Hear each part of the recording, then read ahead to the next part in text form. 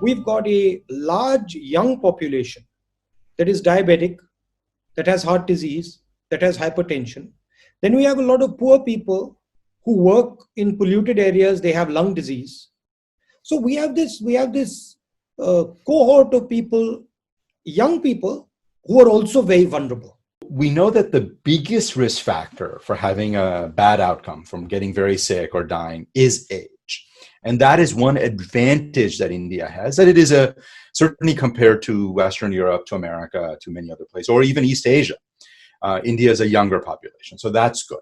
One is we are finding more and more that even healthy young people, some percent of them end up getting very sick from this disease.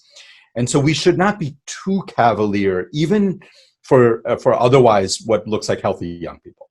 Then if you get into your issue of people who have lung disease, who have heart disease, who have diabetes, high blood pressure, those people are really at increased risk.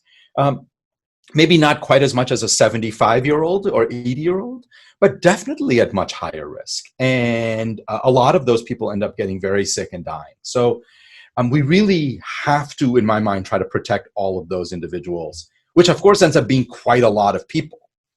And so this is why, there's some people who say, well, maybe in places like India, we just let herd immunity happen and let hundreds of millions of people get infected. I think that's a terrible idea. And the reason it's a terrible idea is it will lead to millions and millions of people dying, and including a lot of young people with these conditions. So we have to take a strategy that tries to protect everybody, but particularly older people and younger people with chronic disease.